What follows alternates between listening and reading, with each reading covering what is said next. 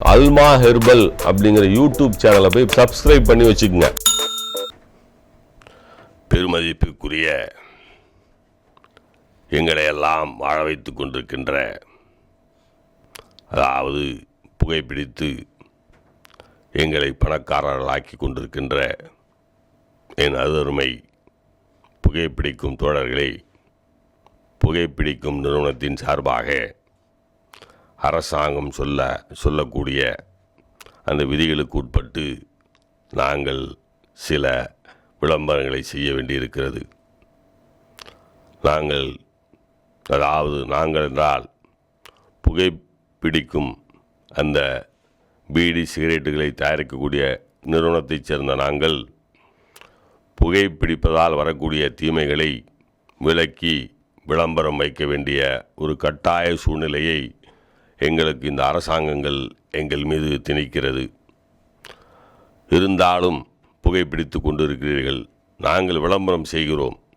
புகைப்பிடித்தல் நுரையீரல் புற்றுநோயை உருவாக்கும், தொண்டை புற்றுநோயை உருவாக்கும். அதனால் புகைப்பிடிக்காதீர்கள் என்பது எங்களுடைய கொள்கை.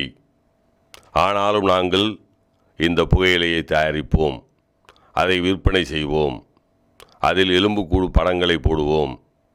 அதை பார்த்துவிட்டும் நீங்கள் புகைப்பிடிக்கலாம். ஆனாலும் நாங்கள் சொல்லுவோம் புகைப்பிடித்தால் புற்றுநோய் வரும் என்று. அதனால் சகலமான புகைப்பிடிக்கும் தோழர்களே, எங்களுடைய கோரிக்கை, புகைப்பிடிக்காதீர்கள். புகைப்பிடித்தால் புற்றுநோய் வரும்.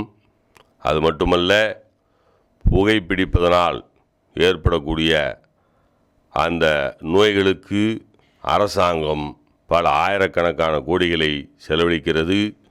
உங்கள் வாழ்க்கையில் நீங்கள் நன்றாக இருக்க வேண்டும் என்று சொன்னால் உங்கள் நுரையீரல் நன்றாக இருக்க வேண்டும்.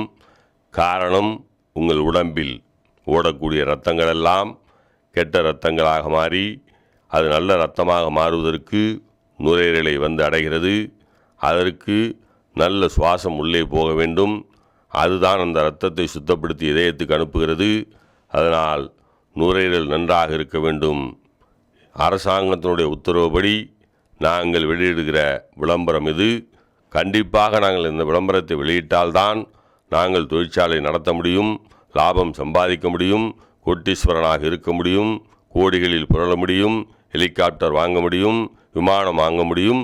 இருந்தாலும் சொல்லுகிறோம், புகைப்பிடிப்பது நாட்டுக்கும் கேடு, வீட்டுக்கும் கேடு. நன்றி, வணக்கம்.